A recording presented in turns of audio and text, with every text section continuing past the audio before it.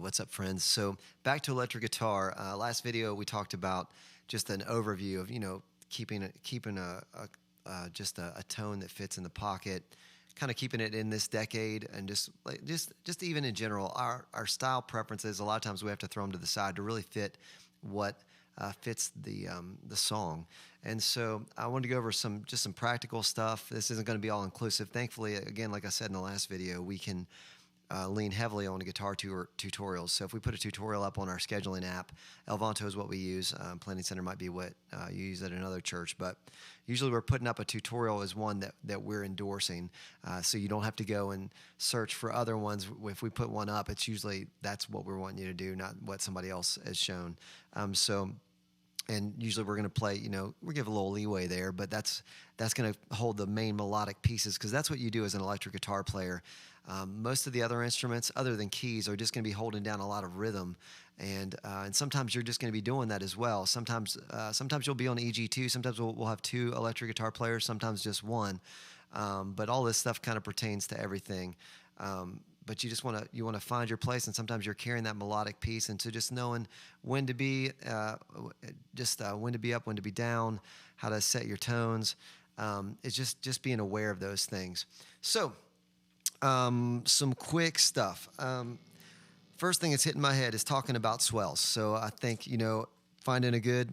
I'm not going to show you my pedals because there's so many pedals you could go with. You could hit the Strymon stuff. You could be using Line 6 Helix stuff, but no matter what it is, you want to make sure you're taking time to dial in your tone, and that you have a good long reverb, and then a basic reverb, whether it's a plate or something like that. We really don't use spring much here, more like a plate kind of reverb on your basic rhythm stuff, and then kind of going to your cloud verb on your swells. But something that a lot of guys, when they're swelling, maybe not be thinking about, don't try to swell over every chord. So like if I've got a progression that's like 1, 4, 5, 6, I don't have to swell every chord and make it feel jerky. Like, sometimes that can get in the way. So maybe you just want to swell every other chord, like maybe the 1. Let that hold out over the 6 because it'll work, and then go to the 5. You know what I'm saying? So try to find that you don't have to play every note or don't have to swell every chord, finding that spot. Also, we talked about real quick in the last video, finding your pocket and the right voicing.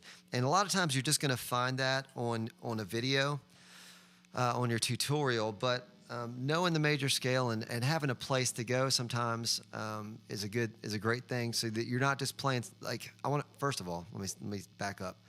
If you're looking at a tutorial, I want to encourage you, always try to figure out why they're playing what they're playing. Don't just blindly play the notes. You need to learn, where is that happening in the key? What are these chords that this stuff is built out of? If you see them playing up here, if you see stuff like that, like, what is that, right? Well, right now, I can tell you this is out of a C major scale, right? So if I start here on C, that was really clean, right? So that's my C scale. 1, 2, 3, 4, 5, 6, 7, 1. 1, 2, 3, 4, 5, 6. Right? So, and that what you're building right there, we're playing. So if they're playing something like this, I can tell you right now, that's out of a C shape, right? That's kind of like a C chord, and you're throwing that up there. Just figuring little things like that out, and paying attention to the details so that you're always growing. And then, again, pickup selection is so important. Finding that spot. So if you're playing something here and it's a little muddy, flip to that pickup.